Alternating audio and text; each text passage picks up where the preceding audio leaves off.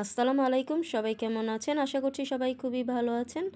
আমরাও আলহামদুলিল্লাহ আপনাদের সবার দয়ায় অনেক অনেক ভালো আছি। চলে আসলাম আরও একটি নতুন রেসিপি নিয়ে। আজকে আমি বৈতা শাক ভাজি করব। তো সেই রেসিপিটি আপনাদের সাথে শেয়ার করব। এখানে আমি 1 আটির মতো বৈতা শাক নিয়েছি আর সেই সাথে 1 আটি ডাঁটা শাক নিয়েছি। শাকগুলোকে আমি আগে বেছে নিয়েছি, এরপর এটাকে পানিতে ভিজিয়ে রেখেছিলাম কিছুক্ষণ। তো কিছু সময় পর আমি শাকগুলোকে ধুয়ে নিচ্ছি। তো এই যে শাকের মধ্যে কিন্তু এখনও ময়লা আছে, তো আমি শাকটাকে পরিষ্কার পানি যতক্ষণ না আসবে ততক্ষণ শাকগুলোকে ধুয়ে নিব। তো শাকগুলো আমার ধোয়া হয়ে গেছে। আমি শাকগুলোকে প্রায় 3 থেকে 4 বারের মতো ধুয়ে নিয়েছি। তো এখন আমি শাকগুলোকে সেদ্ধ করতে দিব। তো এখানে আমি যে পাতিলে শাকটাকে সেদ্ধ করব সেই প্যানের মধ্যে নিয়ে নিলাম। এখন এর মধ্যে দিয়ে দিচ্ছি পেঁয়াজ কুচি। তবে পেঁয়াজটাকে আপনারা চাইলে আস্তও দিতে পারেন। এখানে আমি 2টি পেঁয়াজ কুচি দিয়ে দিলাম। এখন এর মধ্যে দিয়ে দিচ্ছি রসুন কোয়া। তো আমি এখানে আস্ত রসুনের কোয়াই দিয়েছি। এর সাথে দিয়ে দিব এখানে আস্ত কাঁচামরিচ। আর কাঁচামরিচটা আমি এখানে প্রায় 15 থেকে 20টির মতো দিয়েছি। আপনারা যতটুকু ঝাল খাবেন তো সেই অনুপাতে কাঁচামরিচটা দিবেন। আর এখন এর মধ্যে দিয়ে দিলাম লাউ পাতা। আমরা আগেই সেদ্ধ করে এটাকে ডিপ ফ্রিজে রেখেছিলাম, তো সেখান থেকে লাউ পাতার কিছুটা দিয়ে দিলাম আর সাথে পানিও দিয়েছি কিছুটা। আর এখানে স্বাদ মতো লবণ দিয়েছি। এবার সব কিছু খুব ভালো করে নেড়েচেড়ে মিক্স করে দিয়েছি। এখন এটাকে আমি চুলার মধ্যে বসিয়ে দিয়েছি।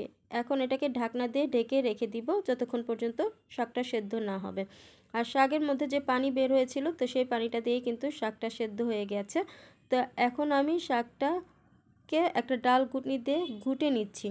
যদি আপনাদের কাছে এরকম ডাল ঘুটনি না থাকে তাহলে কিন্তু আপনারা চামচ দিয়েও কিন্তু এই কাজটা করতে পারেন। তো এই যে আমার শাকটা ভালো করে ঘুটা হয়ে গেছে। এবার শাকটাকে বাগার দিব। তো এই জন্য চুলায় একটা কড়াই বসিয়ে দিয়েছি আর তাতে আমি তেল গরম করে নিয়েছি। এখন আমি এর মধ্যে 2টি শুকনো মরিচ কেটে দিয়ে দিচ্ছি। এবার শুকনো মরিচটাকে হালকা একটু ভেজে নিব। তো যতক্ষণ পর্যন্ত শুকনো মরিচটার কালার না আসবে ততক্ষণ ভাজতে হবে। তো এই পর্যায়ে শুকনো মরিচটাতে কালার চলে এসেছে। তো এখন আমি এর মধ্যে রসুন কুচি দিয়ে দিয়েছি আর এখানে কিন্তু রসুনের পরিমাণটা একটু বেশি করে দিতে হবে।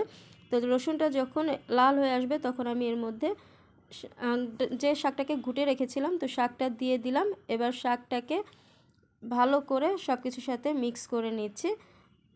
এখন আমি এখানে দিয়ে দিচ্ছি কয়েকটি লেবু পাতা। আর লেবু পাতা দিলে কিন্তু শাকের মধ্যে সুন্দর একটা ফ্লেভার আসে। তো এবার শাকটাকে খুব ভালো করে নেড়ে চেড়ে নিতে হবে। আর যখন দেখবেন শাকটা প্যানের গা থেকে ছেড়ে আসতেছে তখন বুঝবেন যে আপনার শাকটা হয়ে গেছে। তো এই যে দেখুন শাকটা কিন্তু আমার কড়াই থেকে ছেড়ে আসতেছে, মানে আমার শাকটা হয়ে গেছে। তো আমি একটু ভাজা ভাজা করে নামিয়ে নিব। তো এই যে আমার শাকটা আমি একটা সার্ভিং ডিশে সার্ভ করে দিয়েছি। তো তৈরি হয়ে গেছে বৈতা শাক ভাজি। এই রেসিপিটি থাকলে গরম ভাতের সাথে আর কোনো কিছুই লাগে না, নিমিষে 1 প্লেট ভাত শেষ হয়ে যাবে। আশা করছি আমার আজকের রেসিপিটা আপনারা অবশ্যই বাসায় একবার তৈরি করে খেয়ে দেখবেন। যদি ভালো লাগে তাহলে অবশ্যই আপনার ফ্রেন্ডস অ্যান্ড ফ্যামিলির সাথে শেয়ার করবেন। আর যারা নতুন এখন আমার চ্যানেলটিকে সাবস্ক্রাইব করেনি তারা আমার চ্যানেলটিকে সাবস্ক্রাইব করে দেবেন। আর যারা আমার পেজ থেকে ভিডিওটি দেখতেছেন তারা আমার পেজটিকে ফলো দিয়ে পেজের পাশেই থাকবেন। তাহলে আজকে এই পর্যন্ত, আল্লাহ হাফেজ।